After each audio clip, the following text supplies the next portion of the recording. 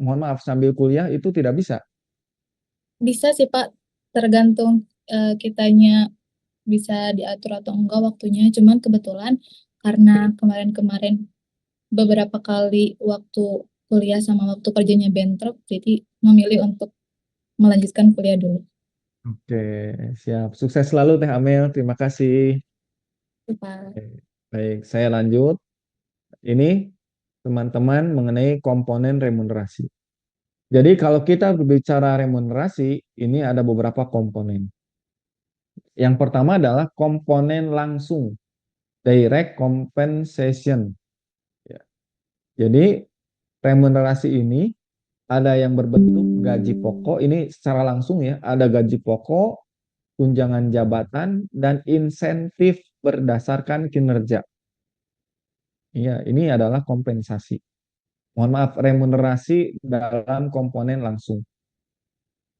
Berarti di sini teman-teman, imbalan jasa yang diberikan oleh perusahaan pada para karyawannya ataupun tenaga kerjanya ini diberikan secara langsung yang biasanya selalu kita rasakan saat itu juga. Ya, biasanya kan berhubungan dengan nominal. Gaji pokok ya sudah. Ini kan bisa kita dapatkan secara langsung dan bisa kita nikmati, bisa kita habiskan misalkan. Begitupun dengan tunjangan jabatannya. Begitupun dengan insentif berdasarkan kinerjanya. Ini berarti bisa dirasakan secara langsung. Lalu yang kedua, remunerasi itu adalah mengenai komponen yang tidak langsung. Indirect compensation. Ada tunjangan kesehatan, tunjangan makan, tunjangan transportasi. Yang mana, teman-teman, tunjangan kesehatan, misalkan ini berupa BPJS juga di dalamnya, ataupun misalkan ada ketika misalkan anggota keluarga kita ataupun tenaga kerja yang ada di perusahaan kita ada yang sakit, maka tidak perlu membayar biaya berobatnya. Kalaupun ada pembiayaan tersebut bisa kita ajukan ke perusahaan nanti lalu sama perusahaan dibayarkan, itu kan diganti. Nah, ini adalah tunjangan kesehatan yang mohon maaf berarti ini secara tidak langsung secara terus menerus. Begitupun dengan tunjangan makan, tunjangan transportasi. Yang biasanya hal ini tidak semua, mohon maaf teman-teman, tidak semua perusahaan itu mendapatkan hal ini. Ya, kadang ada perusahaan yang hanya misalkan gaji pokok dan juga ada tunjangan. Tetapi ya kadang ya ada sajalah perusahaan yang memang misalkan tidak ada eh, tunjangan transportasi, tidak ada tunjangan uang untuk makan dan sebagainya. Lalu yang berikutnya adalah asuransi dan jaminan sosial. Lalu yang berikutnya adalah cuti tahunan dan cuti sakit. Nah, ini pun ada ya apa namanya komponen tidak langsung dan ini biasanya ada dalam setiap perusahaan. Ada cuti tahunan dan juga ada cuti sakit. Saya rasa semua perusahaan ada ya. Tidak mungkin tidak ada apa namanya perusahaan yang saklek lah kepada para karyawannya. Ya walaupun memang mungkin teman-teman bisa saksikan bersama beberapa hari ke belakang ya, ada kasus di salah satu mie gacoan ya yang karyawannya izin izin tidak bekerja 1 hari karena mengurusi orang tuanya yang sakit sehingga kata pimpinannya, kata atasannya, ya sudahlah, silakan pilih resign saja, besok juga boleh keluar langsung. Nah, ini berarti kan sudah melanggar undang-undang ketenagakerjaan. Karena ya namanya cuti tahunan ataupun cuti sakit ataupun cuti yang lainnya ya itu merupakan salah satu hak prerogatif bagi setiap karyawannya dan ini termasuk ke dalam remunerasi walaupun tidak langsung. Lalu yang berikutnya adalah fasilitas dan imbalan tambahan. Ya walaupun memang ini tidak semuanya bisa didapatkan oleh karyawan. Apalagi karyawan yang mohon maaf tidak mempunyai jabatan yang apa namanya eh, ya jabatan yang strategis. Ya misalkan di sini kan ada kendaraan dinas, ada rumah dinas, dan saya rasa mohon maaf teman-teman misalkan ada PTX ya, di mana PTX itu kegiatan keseharian kerjanya itu adalah memproduksi barang. Maka saya rasa kalaupun ada kendaraan dinas ataupun ada rumah dinas, paling seorang pimpinannya saja, seorang manajer misalkan, tapi saya rasa tidak mungkin bagian operator produksi dikasih kendaraan dinas, dikasih rumah dinas. Saya rasa tidak. Walaupun memang mungkin bahasanya ya ada beberapa perusahaan yang menyajikan sebuah mes untuk karyawannya supaya yang jauh khususnya ya, bisa terakomodir sehingga bisa lebih maksimal dalam bekerjanya. Lalu di sini adalah beasiswa dan pelatihan, yang mana beasiswa pun dalam perusahaan selalu ada ya, disediakan bagi mereka para karyawannya yang ingin upgrade diri, salah satunya dalam hal bidang pendidikan dan juga ada pelatihan. Tadi ya sebagaimana yang tadi disampaikan bahwasannya pelatihan, pengembangan bagi para karyawan itu merupakan salah satu yang vital. Salah satu hal yang sangat penting karena untuk keberlangsungan dari kehidupan perusahaan itu sendiri. Selain untuk mewujudkan tujuan-tujuan dari perusahaan, mencapai keuntungan sebanyak-banyaknya, tetapi di sisi lain, bagaimana karyawan yang ada ketika melakukan pelatihan tersebut bisa meningkatkan keahliannya, skillnya, kompetensinya, dan sebagainya. Itu mengenai komponen remunerasi yang terdiri dari tiga. Komponen langsung, komponen tidak langsung, dan fasilitas imbalan tambahan. Ini teman-teman yang berikutnya adalah menyusun sistem remunerasi. Yang pertama ini aspek dari analisis jabatan, job analysis. Yang mana ini berarti menentukan tugas, tanggung jawab, dan spesifikasi jabatan. Lalu yang berikutnya adalah digunakan untuk mengklasifikasikan jabatan dan menilai bobot kerja. Lalu yang berikutnya adalah evaluasi jabatan. Proses sistematis untuk membandingkan jabatan guna menentukan nilai relatifnya dalam organisasi. Metode yang digunakan antara lain point factor, ranking, classification. Lalu survei pasar, pengumpulan dan kompensasi dari industri sejenis atau industri kompetitor kita. Lalu berikutnya adalah tujuannya agar remunerasi kompetitif dan dapat menarik serta mempertahankan talenta. Lalu yang berikutnya adalah penentuan struktur gaji. Menetapkan skala gaji minimum, maksimum, dan titik tengah. Membagi gaji berdasarkan kelas jabatan, tingkat senioritas, ataupun pencapaian. Lalu yang berikutnya adalah pengembangan kebijakan remunerasi. Menentukan bentuk kompensasi secara langsung, ya ada gaji pokok, tunjangan. Tidak langsung ada asuransi, fasilitas lainnya, ada insentif dari bonus, komisi, dan sebagainya. Lalu menyusun prosedur kenaikan gaji, evaluasi tahunan, dan insentif berbasis kinerja. Lalu berikutnya adalah simulasi dan uji coba. Menganalisis dampak keuangan dan keadilan sistem yang akan diterapkan. Lalu uji coba dapat dilakukan dalam skala kecil untuk melihat efektivitas. Lalu ada implementasi dan komunikasi, yang mana sosialisasi sistem remunerasi kepada seluruh karyawan secara transparan. Komunikasi yang baik penting agar sistem diterima dan dipahami. Dan yang berikutnya adalah monitoring dan evaluasi secara berkala. Mengevaluasi sistem secara rutin untuk memastikan tetap relevan dan adil, serta perbaikan dilakukan berdasarkan umpan balik dan perubahan eksternal, misalkan ada inflasi, tren industri, dan lain sebagainya. Yang akhirnya teman-teman, kalau kita berbicara sistem remunerasi, ya sebagaimana yang tadi sudah disinggung sedikit, pasti kalau kita berbicara remunerasi, yang selalu tertanam dalam benak kita itu adalah berhubungan dengan gaji, dengan upah. Yang mana dalam proses hal ini, dalam penyusunan yang dilakukan oleh setiap perusahaan pasti berbeda-beda. Tentu kita pun menyadari betul teman-teman. Ketika misalkan kita sebagai karyawan biasa, ya kita tidak bisa disamakan dengan pimpinan. Kita tidak bisa merasa kok kita mendapatkan gaji segini. Sangat kecil dibandingkan dengan supervisor kita, dibandingkan dengan manajer kita. Ya kan beda. Tugas tanggung jawabnya pun beda, teman-teman. Kita sadari betul itu ya, bahwasannya ya hal ini tergantung dengan tugas dan tanggung jawabnya sesuai dengan wewenangnya masing-masing. Yang mana ini harus kita sadari betul. Kita tidak bisa merasa terasingkan, merasa diskriminasi dengan posisi-posisi tertentu. Begitupun ketika kita berada posisi di atas, teman-teman. Ternyata di bawah kita itu ada posisi-posisi tertentu yang mana bawahan kita pasti pun merasa hal yang sama.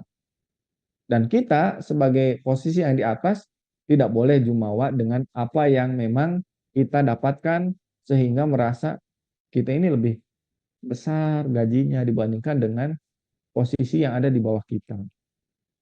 Karena seyogyanya kita mendapatkan gaji, kita mendapatkan upah itu sesuai dengan apa yang kita kerjakan. Kalau tugas dan tanggung jawabnya berat, maka saya rasa gajinya itu bisa dikatakanlah tinggi.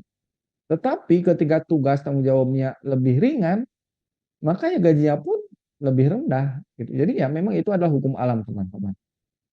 Dan terkait dengan remunerasi ini, setiap perusahaan pun ya harus bisa melihat pasar yang ada di sekitar kita. Tadi, bagaimana bisa melihat industri yang ada di sekitar kita sebagai kompetitor kita, sebagai mitra kita harus bisa melihat ke sana. Bagaimana seorang pimpinan dalam sebuah perusahaan bisa memberikan gaji yang sepadan, bisa memberikan upah yang sepadan terhadap para karyawannya. Oh iya, ternyata ketika diberikan kepada posisi seorang manajer pemasaran, seperti halnya contoh tadi ada manajer pemasaran, maka pasti dalam manajer pemasaran itu seorang manajer punya embel-embel kepada karyawan anggota timnya bahwasanya ini ada insentif kok, ada bonus penjualan kok, yang mana ini membedakan dengan posisi yang lain. Kalau bagian produksi ya tidak ada misalkan. Karena yang ada insentif itu adalah bagi mereka yang memang berada di posisi sebagai seorang marketing, sebagai tim pemasaran. Kalau targetnya tercapai, maka bonus menanti. Kalau targetnya tidak tercapai, maka bonus tidak didapat. Dan mungkin nanti yang didapatnya adalah evaluasi. Itu adalah sistem remunerasi yang saya rasa setiap perusahaan sudah adil dalam memberikan kepada posisi-posisi tertentu sesuai dengan job desk-nya masing-masing. Sesuai dengan jabatannya masing-masing. Ini contohnya teman-teman. Dalam PT Talenta, nama karyawannya adalah Nada. Jabatannya seorang HR Recruitment. Berarti ini bagian daripada Departemen Sumber Daya Manusia. Yang posisinya ini biasanya berhubungan dengan rekrutmen dan seleksi karyawan. Ini contohnya gaji pokoknya Rp5.800.000. Kan tuh ada tunjangan jabatan. Tunjangan jabatannya Rp1.500.000 karena ini sebagai seorang HR. Lalu ada tunjangan transportasi selama 1 bulan itu adalah Rp600.000. Dan ada lembur. Karena memang teman-teman ya sejatinya dan seharusnya perusahaan itu harus memberikan yang namanya upah lembur bagi para karyawannya yang memang bekerjanya melebihi batas waktu ketentuan. Ternyata aturan kerjanya itu dalam 1 hari 9 jam. Dari jam 8 sampai dengan jam 5 sore misalkan. Jadi seyogyanya kalau melebihi dari jam 5, apalagi misalkan pulang jam 7, jam 19.00, karena ada pekerjaan yang harus diselesaikan dalam waktu itu juga. Maka 2 jam ini harus dimasukkan ke dalam upah lembur. Yang mana ini contohnya upah lembur yang didapat oleh Nada itu sebanyak 485.260. Jadi total gajinya kurang lebih 8.385.260 rupiah. Yang mana ini belum dipotong dengan BPJS Ketenagakerjaan 237.000 misalkan. Lalu ada BPJS Kesehatan 79.000 dan ada PPH 160.898. Sehingga total potongan itu adalah 476.898 rupiah, yang mana total gaji bersih yang didapatkan oleh Nada dalam bulan November itu sebanyak 7.908.362. Itu teman-teman merupakan contoh dari remunerasi. Dan ini contoh lainnya ya, ada upah per bulan ini 8.800.000 rupiah. Lalu ada ya potongan lah 0,54% ya, di mana ini ada iuran JHT ya, jaminan hari tua 5,7%. Lalu ada perusahaan 3,7%, yaitu 325.600. Ada pekerja 2%, ini 176.000. Ini iuran JKK perusahaan 0,54%. Totalnya ini kalau dipersenkan adalah 47.520. Lalu ada iuran JKM, ini contohnya teman-teman ya, di mana ini dikenakan persentase 0,3% bagi perusahaan yang dinominalkan Rp26.400. Lalu iuran JP 3% bagi perusahaan 2% dengan nominal 176.000, dan bagi pekerja 1% yaitu 88.000. Yang mana total iuran yang diterima yang dibayar perusahaan adalah 575.520 dan dibayar oleh pribadi yang dipotong dari gaji itu 264.000. Jadi total 839.520. Kita kembali sebelumnya. Ini ya. Ini contoh juga dari remunerasi yang memang sudah ada aturannya dari pemerintah. Lalu berikutnya adalah menyusun Eh, kebutuhan mohon izin, pembelajaran dan Mas Saif. pengembangan. Ini Ya, kayaknya 5 menit lagi kita akan break. Jadi silakan bisa apa namanya. Ini sudah ke bab berapa ya? betul. Ini Eh, mau ke, memang rencananya ini mau ke 4 dan mau di stop eh, dulu, Mas. oh gitu, baik. Untuk sesi diskusi Oke. barangkali tanya jawab atau Siap, penyampaian baik. tugas barangkali ada. Silakan. Oke, baik. Baik, teman-teman semuanya, sebelum kita lanjut dalam menyusun kebutuhan pembelajaran dan pengembangan dalam SDM, ya, barangkali ada yang mau ditanyakan, didiskusikan sebelum kita break, khususnya mengenai remunerasi mungkin, ataupun yang sebelumnya tentang SOP MSDM, saya persilahkan. Dan untuk penyampaian tugas mungkin nanti di akhir saya jelaskan dan saya sampaikan kepada teman-teman semuanya.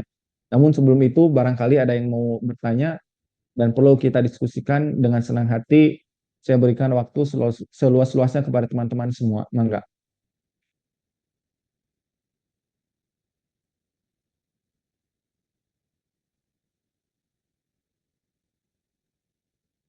Yang ingin bertanya bisa raise hand atau Hmm. langsung open mic atau barangkali bisa di Oh, kolom baik. chat juga nggak apa-apa.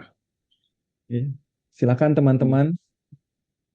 Bisa langsung ini aja ya, interaktif. Di Hmm. kolom chat bisa, di raise hand atau open mic bisa.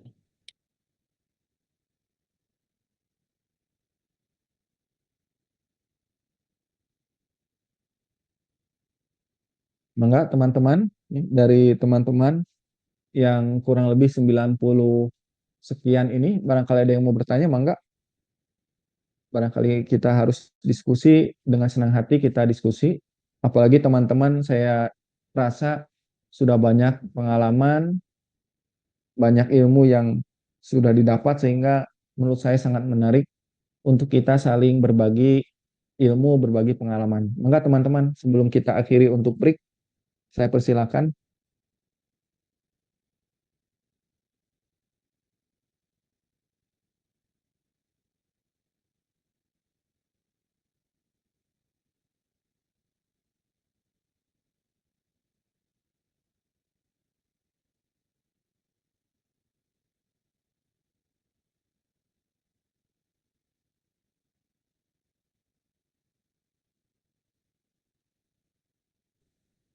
Mohon izin Mas Saif, kayaknya ini sudah cukup paham dan jelas, sehingga tidak ada yang bertanya dan ya barangkali kondisinya lagi fokus, banyak mencatat gitu ya. Jadi untuk kita langsung break aja ya. Nanti kita ketemu lagi di jam 18:45. Diharapkan ya kalau memang posisinya masih di jalan atau di tempat kerja, bisa lift dulu, tapi kalau memang posisinya lagi ada di rumah atau di kos-kosan ya, saya kira jangan lift aja, cukup mematikan kamera dan mic-nya saja, audionya gitu. Selamat beristirahat, nanti kita ketemu lagi di pukul 18:45 waktu Indonesia Barat. Terima kasih. Baik, terima kasih. Baik Pak, Mas. atur nuhun Pak. Selamat istirahat dulu teman-teman. Selamat menunaikan ibadah sholat maghrib bagi yang menjalankan. Baik, Pak. Terima kasih. Baik Pak. Terima kasih.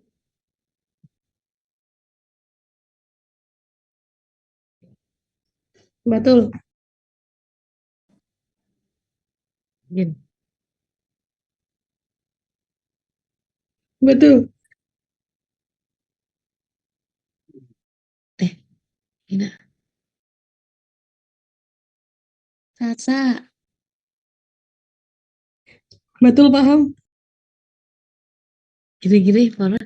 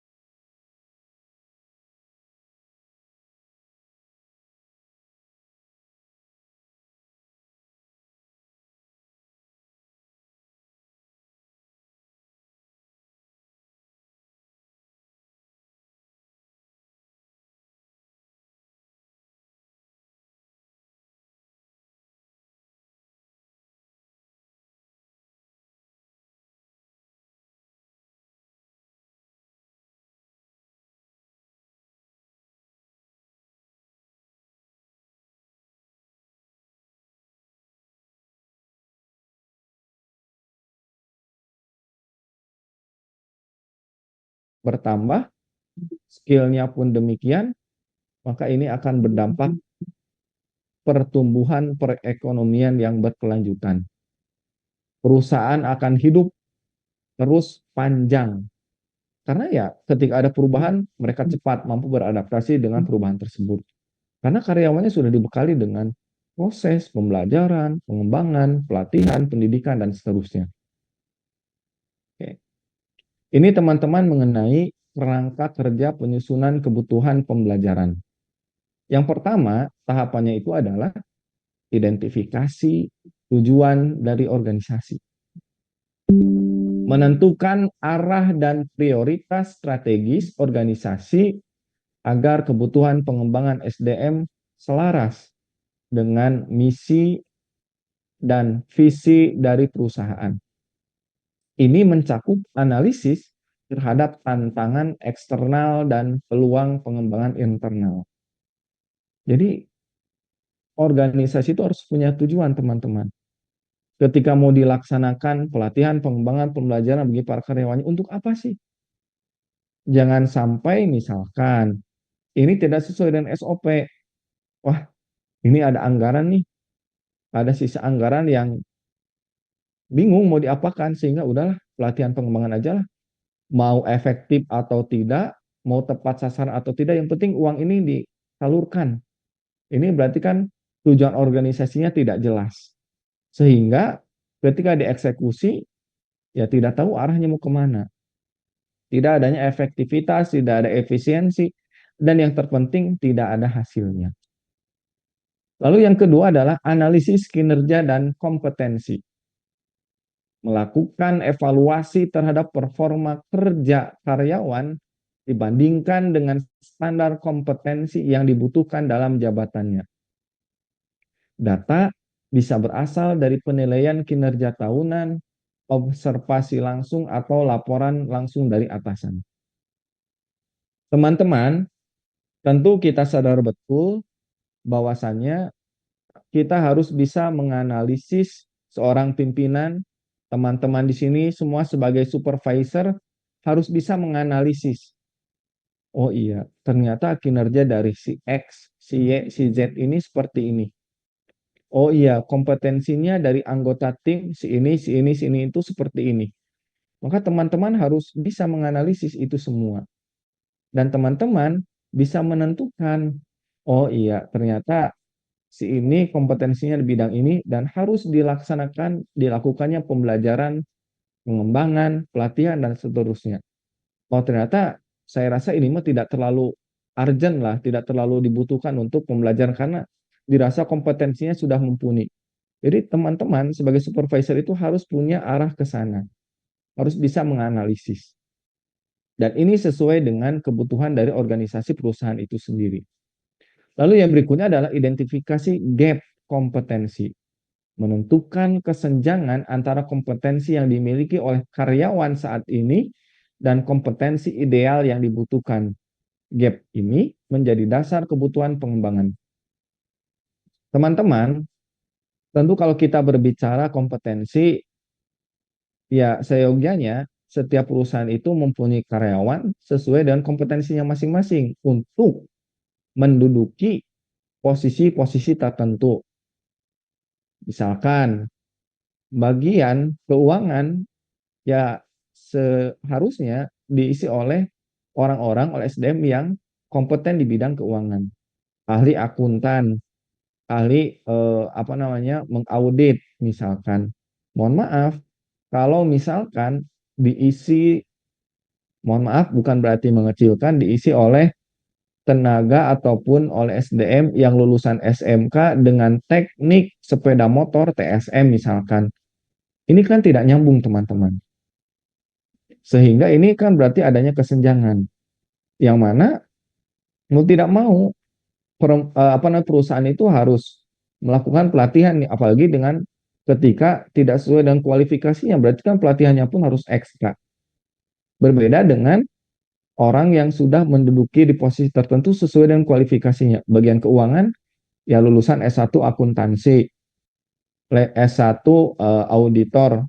Ya tentu ketika mereka perusahaan melakukan pelatihan pun ya hanya sebatas upgrade diri. Oh iya, ternyata tahun 2026 ini ada aturan terbaru, ada sesuatu hal yang baru, yang mana ini harus dilakukan demi perkembangan perusahaan itu sendiri. Berarti kan ini seharusnya memang dilakukan. Dan ini berbeda dengan ketika tadi posisinya. Maka daripada itu teman-teman, ya kesenjangan ini harus bisa kita analisa sebagai pimpinan dalam sebuah perusahaan. Oh iya, ternyata ya tadi contohnya, SDM ini kompetensinya itu stagnan, maka harus dilakukan proses pembelajaran dan pelatihan. Yang ini mah tidak terlalu urgent dibutuhkan lah, karena sudah mumpuni, ya sudah berarti kan memprioritaskan yang lainnya. Itu adalah mengidentifikasi daripada gap kompetensi. Lalu yang berikutnya adalah pengumpulan data. Menggunakan metode seperti wawancara, kuesioner, observasi, atas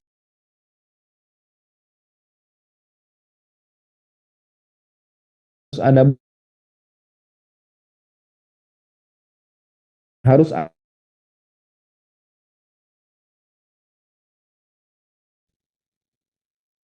masukan karyawan dari pimpinan tertinggi misalkan, oh ya memang data si ini itu betul-betul perlu dilakukan pembelajaran, dilakukan pengembangan.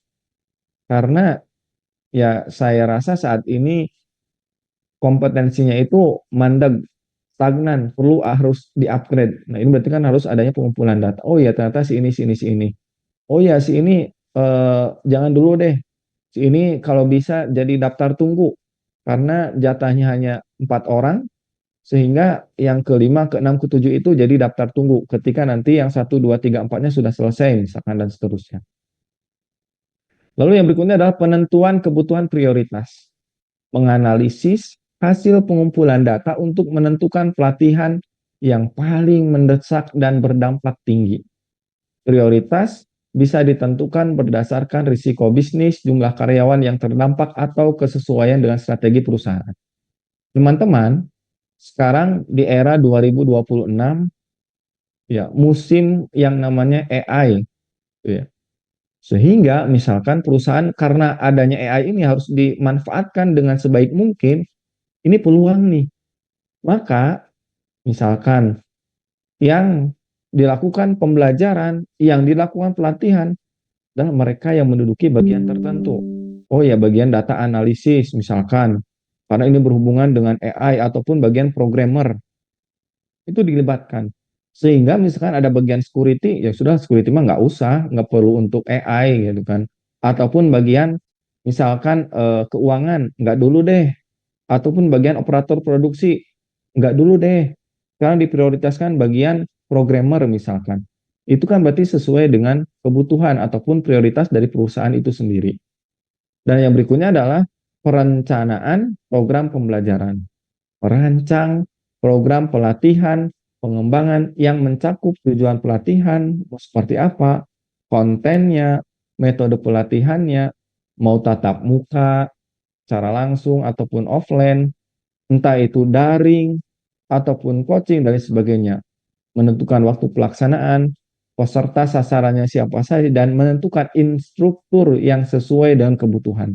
Jadi perencanaan program pembelajaran ini ketika betul-betul sudah ada, oh iya, bagian ini, departemen ini, si ini, datanya, perlu dilakukan pelatihan, maka setelah itu adalah melakukan perancangan.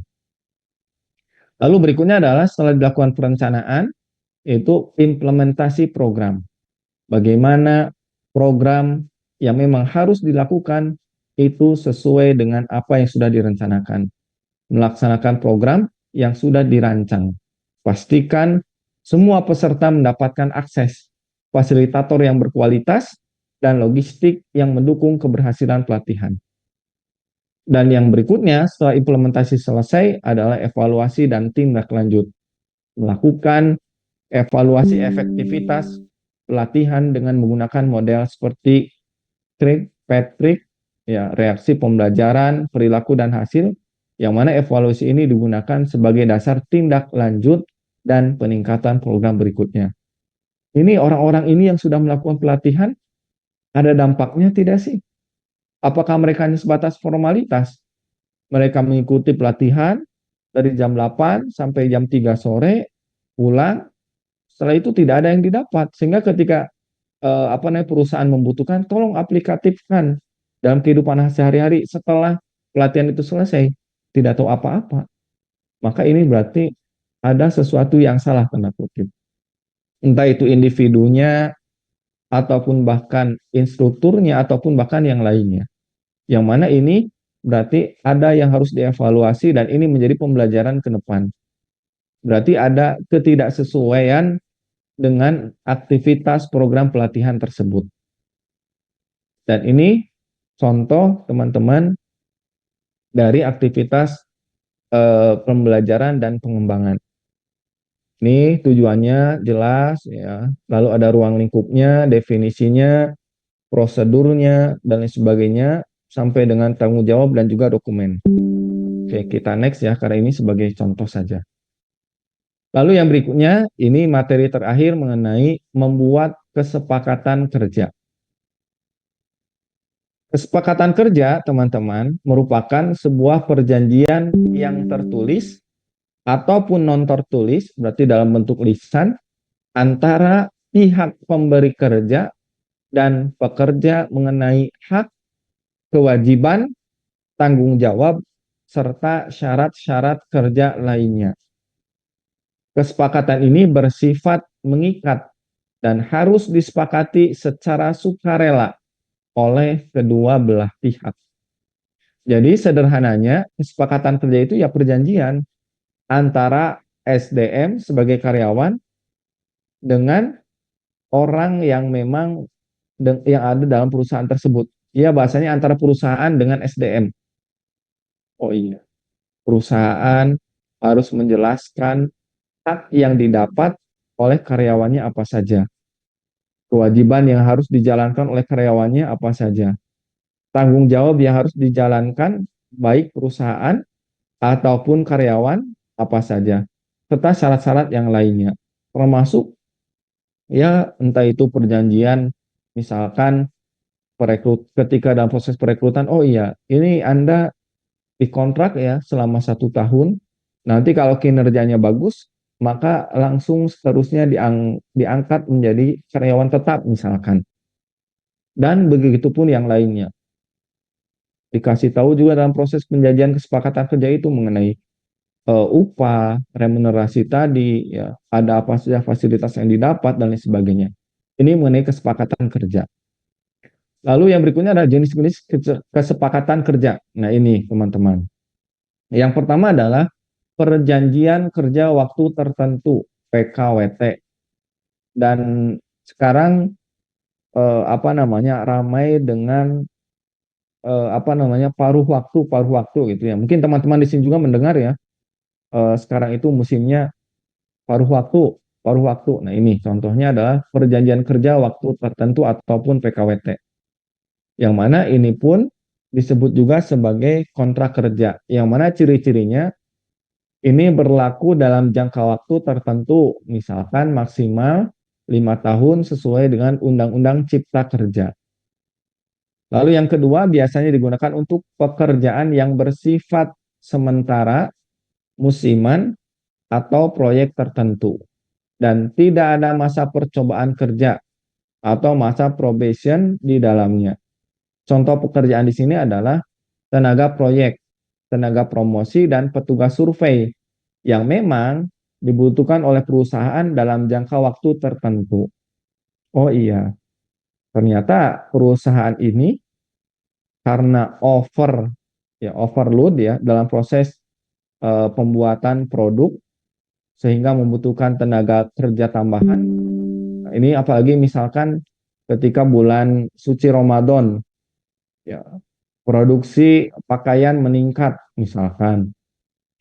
Sedangkan karyawannya yang ada saat ini dipikir-pikir, oh ini sepertinya tidak cukup, gitu kan, tidak cukup memenuhi target pasaran, maka merekrut tenaga kerja baru, yang mana itu pun dikontrak, misalkan ini hanya 2 bulan ya, selama 1 bulan sebelum Ramadan dan 1 bulannya adalah bulan Ramadan misalkan.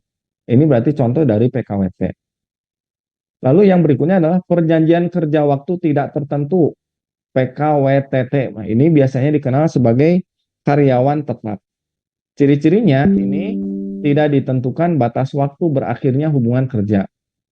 Umumnya dimulai dengan masa percobaan maksimal 3 bulan. Jika tidak disebutkan secara tertulis, secara hukum dianggap sebagai PKWTT. Contohnya misalkan staf tetap, manajer internal, dan karyawan pabrik tetap. Jadi kalau misalkan di antara kita teman-teman ada yang bekerja ya di sebuah perusahaan, ini ya sebagaimana ciri-cirinya ketika dalam kontrak kerja tersebut tidak dijelaskan, misalkan 1 tahun tahap percobaan, gitu kan, ataupun misalkan pekerjaan ini hanya sampai dengan, nah itu berarti sudah dipastikan kita menjadi PKWTT sebagai status karyawan tetap. Dan yang berikutnya yang ketiga adalah perjanjian kerja harian lepas. Yang mana perjanjian kerja untuk kebutuhan kerja harian atau berdasarkan volume pekerjaan. Yang ini dibuat jika kebutuhan kerja kurang dari 21 hari dalam 1 bulan. Upah dibayar berdasarkan jumlah hari kerja dan ini tidak bersifat permanen. Banyak ya, buruh harian lepas. Ya, itu sebagai contohnya. Ada misalkan proyek tiba-tiba membutuhkan bangunan, untuk kerja bangunan hanya 2 hari, 3 hari. Nah, ini termasuk ke dalam perjanjian kerja harian. Lalu yang berikutnya adalah perjanjian kerja bersama atau PKB, yang mana hasil perundingan antara serikat pekerja dan pengusaha. Ciri-cirinya adalah memuat syarat kerja yang lebih baik dari undang-undang yang berlaku. Berlaku untuk seluruh pekerja dalam perusahaan tersebut dan bersifat kolektif dan mengikat selama jangka waktu tertentu. Ini biasanya 2 tahun. Isi PKB meliputi upah, jam kerja, cuti, tunjangan, dan penyelesaian perselisihan. Nah, ini ada pihak, ya bisa dikatakan pihak ketiga lah. Ini adanya serikat. Ya mungkin sekarang juga memang marak sekali teman-teman yang namanya outsourcing. Lalu yang kelima adalah kesepakatan kerja individual. Perjanjian yang disusun dan disepakati langsung antara pekerja dan pemberi kerja. Ciri-cirinya berlaku untuk satu individu, dapat mengatur hal-hal spesifik terkait jabatan, insentif, dan target kinerja, dan harus tetap sesuai ketentuan hukum yang berlaku. Dan ini contoh dari sistem pembagian kerja. Ini adalah sebuah kontrak, teman-teman. Ya, informasi umum kontrak, ya, nomor kontraknya sekian, judul kontraknya perjanjian kerja sama, pemasaran produk, ya, tanggal waktunya sekian. Lalu ada pihaknya, para pihaknya, ya, ada pihak pertama PT Talenta Gemilang, lalu pihak keduanya adalah CV Karya Utama dengan alamat sekian, penanggung jawabnya dengan nama tertera, lalu jabatannya pun demikian. Ruang lingkup kontraknya adalah pihak pertama akan memasarkan produk digital milik pihak kedua di wilayah Jawa Barat selama periode kontrak. Hak dan kewajiban pihak pertama berarti menyediakan platform pemasaran dan membuat laporan bulanan. Ini sebagai penjual. Dan pihak kedua sebagai pemilik, ya, yang memproduksi barang ataupun produknya, ini menyediakan produk dan materi promosi serta memberikan insentif sesuai kesepakatan. Ketentuan pembayarannya, ini nilai kontrak 120 juta rupiah, lalu pembayaran dilakukan dalam 3 termin. Termin 1 awal kontrak 40%, lalu termin kedua bulan ke-6 30%, dan akhir kontrak termin ketiga itu 30%. Ini berarti kurang lebih 1 tahun waktu kontraknya, ya. Iya, 1 Juli 2025 sampai dengan 2026. Lalu ada sanksi dan pemutusan kontrak. Pelanggaran akan dikenakan penalti sebesar 10% dari total kontrak. Kontrak dapat diputus bila salah satu pihak wan prestasi. Ini dicap dan ditandatangani oleh pihak pertama dan pihak kedua. Itu teman-teman mengenai 5 poin dari skema supervisor SDM, dimulai dari uraian jabatan, lalu ada SOP, MSDM, ada sistem remunerasi, lalu ada pembagian kerja, ya, dan yang berikutnya adalah kesepakatan kerja. Itu ya. Jadi itu teman-teman yang dapat saya sampaikan sebelum nanti saya akhiri sekaligus pemberian penyampaian tugas. Barangkali ada yang mau ditanyakan dan kita diskusikan dengan senang hati. Saya persilahkan teman-teman. Enggak. Bapak izin bertanya. Oh, boleh, mangga. Teh Rona Valentina, mangga. Ya, dari penjelasan Bapak kan terkait dengan pelatihan, itu sebuah karyawan tuh perlu yang namanya pelatihan. Nah, jika suatu perusahaan itu tidak memiliki keterbatasan dalam pembiayaan, nah bagaimana perusahaan itu menentukan prioritasnya dalam pengembangan karyawan tersebut? Terima kasih, Pak. Oke, baik. Sebelumnya izin Teh Rona, pernah bekerja Teh Rona? Sebelumnya belum pernah, Pak. Oh, belum pernah. Oke, berarti masih statusnya sebagai pelajar ya, mahasiswa ya? Ya, mahasiswa. Oke, baik. Baik teman-teman dan Teh Rona khususnya, izin menjawab dari apa yang sudah diutarakan pertanyaannya, bahwasannya ini setiap perusahaan ya pada umumnya itu sebetulnya sudah ada anggaran bagi para karyawannya ataupun apa yang sudah diposisikan di posisi tertentu yang mana budget tersebut harus digunakan untuk program pelatihan dan pengembangan. Biasanya perusahaan itu seperti itu. Ada ya, intinya ada budget untuk itu.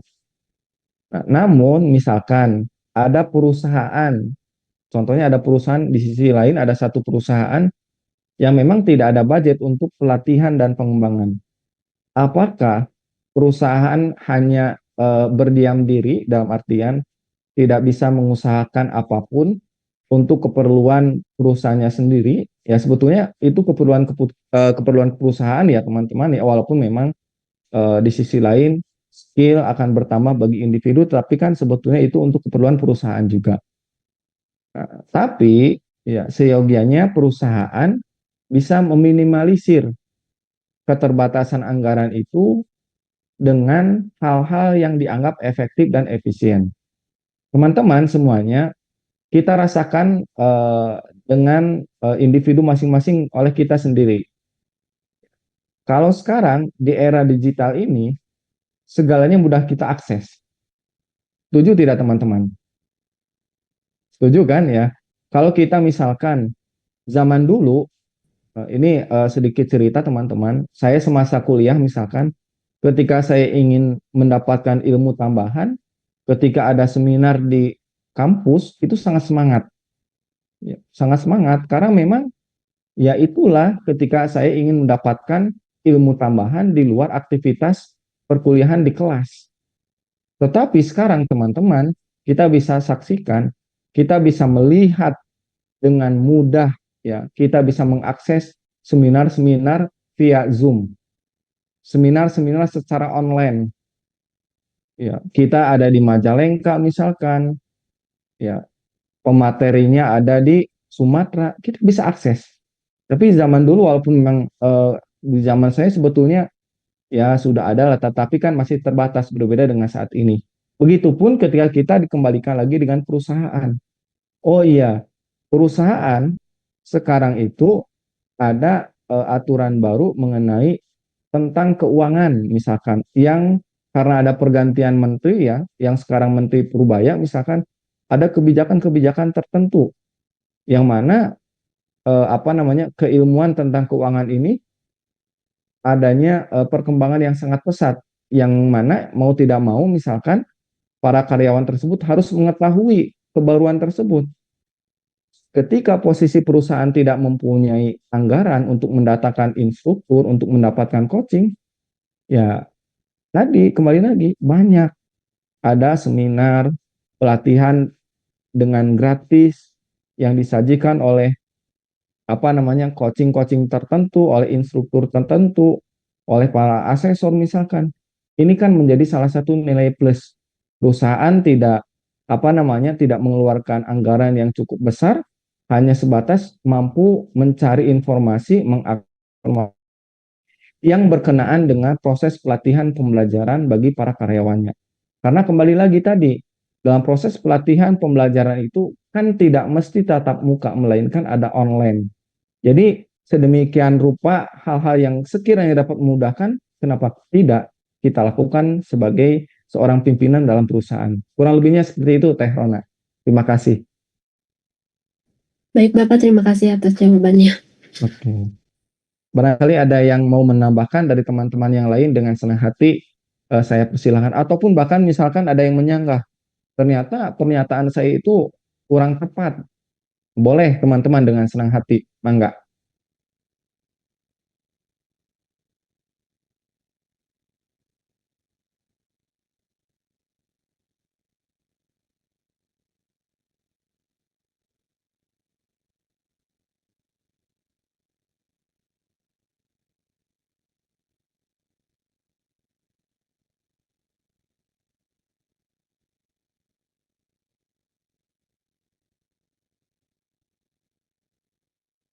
Mangga dari yang lain, barangkali ada yang mau bertanya lagi selain Teh Rona, saya persilahkan sebelum waktunya nanti habis, teman-teman. Bapak, saya izin bertanya. Oke, boleh, mangga Teh Ica Amelia, saya persilahkan.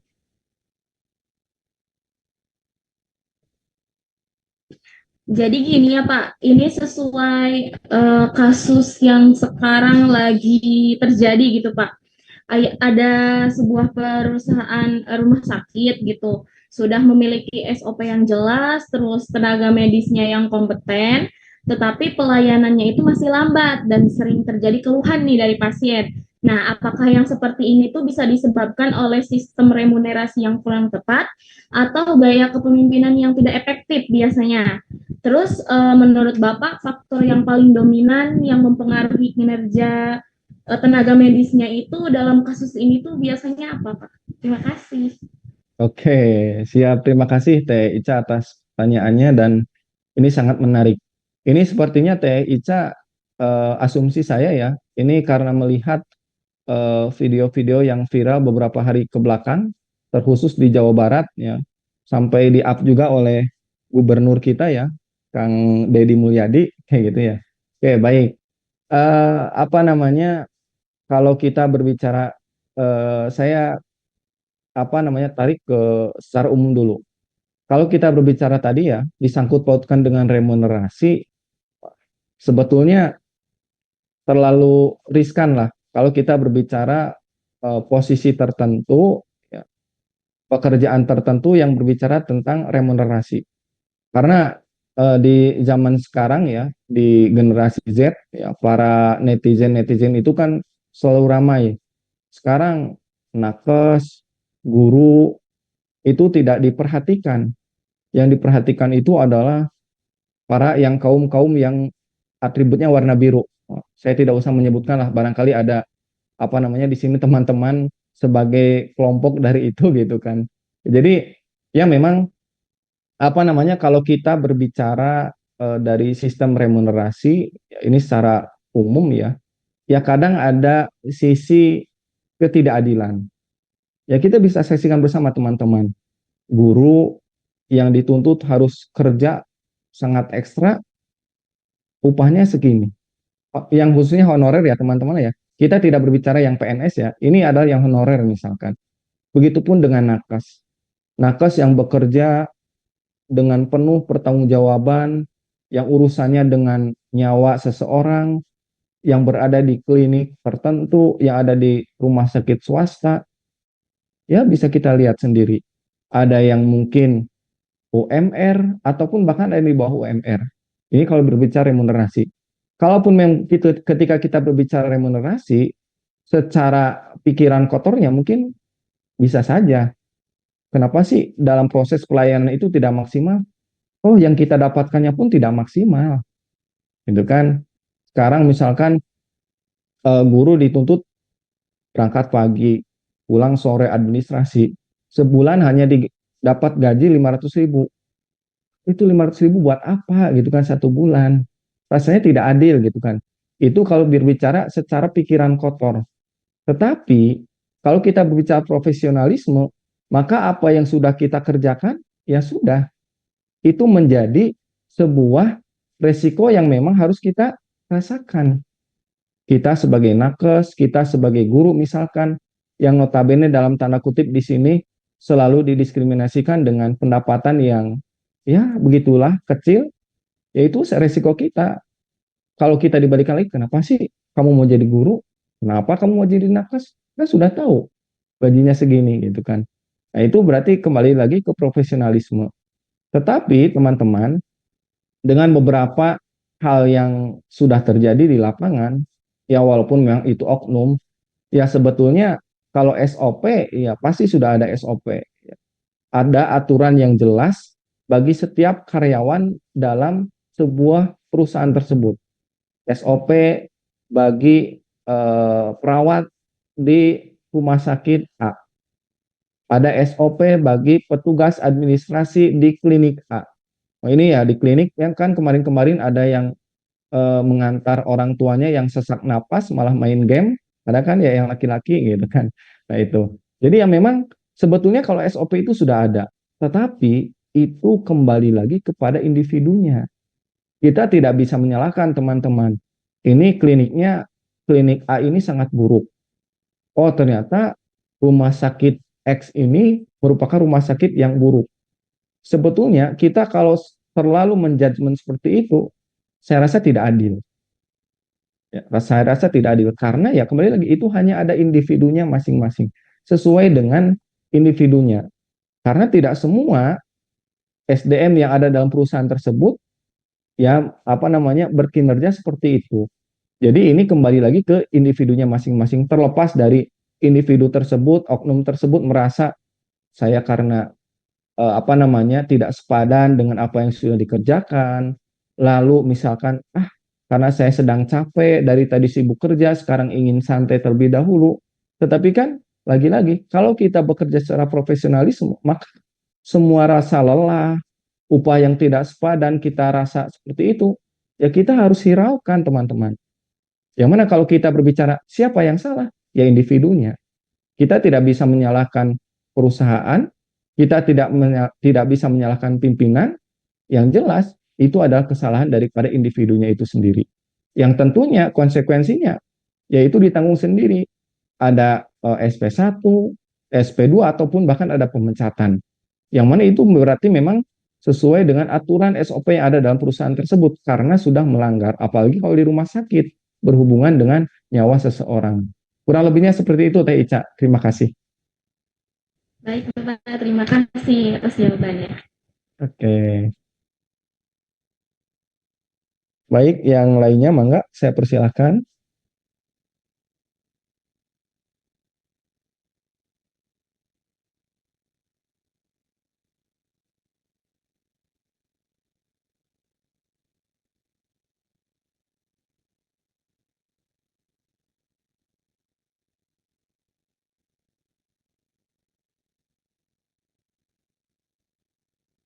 Mangga, teman-teman semuanya barangkali ada yang mau ditanyakan lagi, saya persilahkan.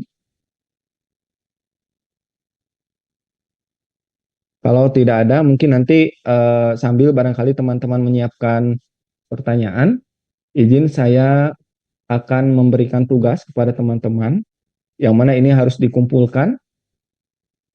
Ini teman-teman, ada 3 tugas yang harus teman-teman kerjakan, yang mana ketiganya pun alhamdulillah beranak gitu ya. Jadi dan beranak pun tidak banyak teman-teman, sehingga saya rasa penugasan ini tidak terlalu memberatkan karena selain dianggap banyak, waktunya pun cukup banyak. Jadi teman-teman ada rentan waktu 3 hari ya untuk pengumpulannya. Jadi teman-teman tidak usah khawatir, aduh ini tugasnya lumayan banyak nih, belum saya apa namanya tugas di kampus misalkan. Tenang teman-teman, tidak mesti dikumpulkan besok, tetapi tadi ya dikumpulkan apa namanya dalam jangka waktu 3 hari, berarti maksimal 13 tanggal 13 April teman-teman harus sudah mengumpulkan semua. Dan untuk ini mungkin tolong siapkan catatan teman-teman. Tugas yang akan saya berikan, yang pertama adalah mengenai uraian jabatan. Membuat uraian jabatan, di mana membuat uraian jabatan ini teman-teman. Ya. Jadi nanti silakan teman-teman yang pertama menganalisis struktur organisasi dan kebutuhan jabatan. Lalu yang kedua, menyusun satu dokumen uraian jabatan. Dan yang terakhir, menyusun satu SOP MSDM yang sederhana. Misalkan tentang rekrutmen. Contoh ya, ini tentang rekrutmen. Dan sebetulnya teman-teman, ini tadi sudah dibahas, ya, ada di materi. Itu mengenai uraian jabatan. Yang kedua, teman-teman, ini mengenai menyusun kebutuhan pembelajaran dan pengembangan. Tadi ya berarti ini berhubungan dengan proses pelatihan pengembangan karir. Yang pertama, mengkaji data kinerja,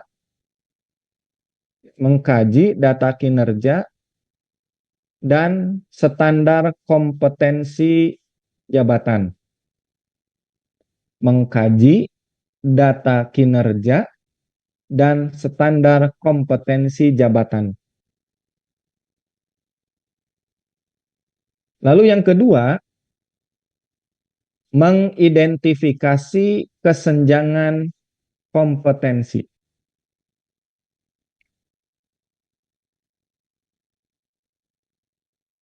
Dan yang terakhir, yang ketiga, menyusun rencana pengembangan. Ini pun sama teman-teman, sudah tadi dibahas. Lalu yang berikutnya, yang terakhir, mengenai membuat kesepakatan kerja.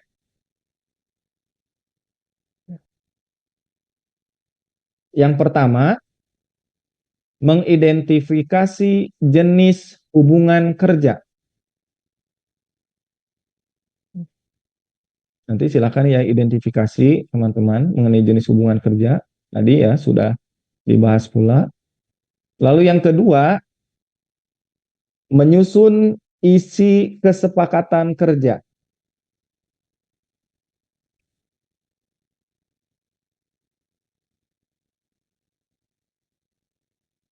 Dan yang terakhir, menyesuaikan dengan kebijakan perusahaan.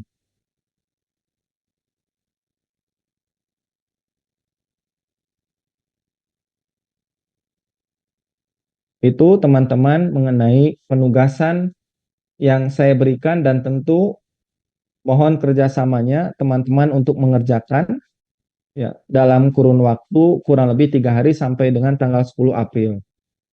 Dan untuk pengumpulannya, tugas yang nanti teman-teman kerjakan, saya sudah siapkan link drive-nya. Supaya memudahkan, saya akan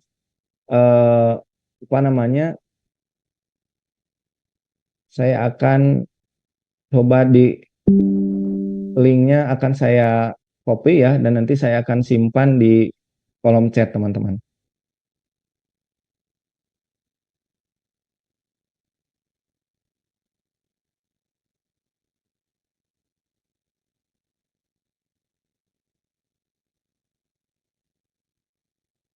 Sebentar teman-teman.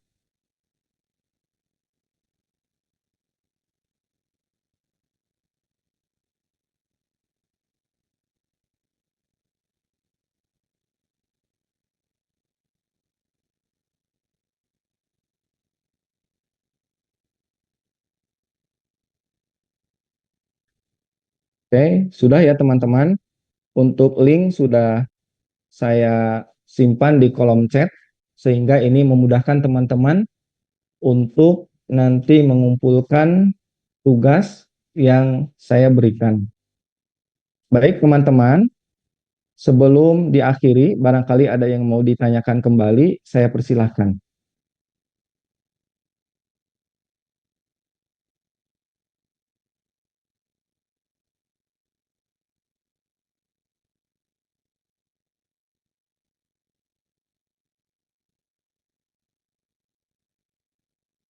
Untuk tugas yang saya berikan, apakah bisa dipahami teman-teman?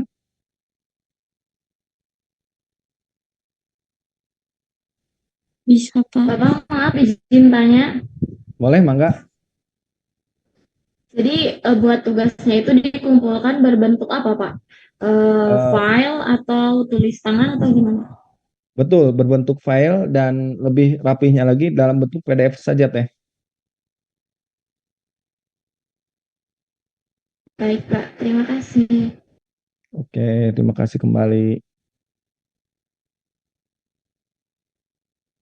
Oke, baik teman-teman. Kalau memang tidak ada yang ditanyakan lagi, maka saya akan akhiri pertemuan sampai dengan di sini. Teman-teman, sumber daya manusia bukan hanya sebuah departemen semata. Ini adalah jantung organisasi, berdenyut dengan potensi untuk menginspirasi, memotivasi, dan membentuk masa depan. Dan saya yakin teman-teman di sini ya, nanti setelah lulus kuliah akan mendapatkan pekerjaan yang sangat layak bagi teman-teman semuanya, dan saya yakini kesuksesan sudah menunggu di depan buat teman-teman semuanya. Teman-teman yang saya banggakan serta yang saya hormati, terima kasih atas kehadiran, terima kasih atas partisipasinya.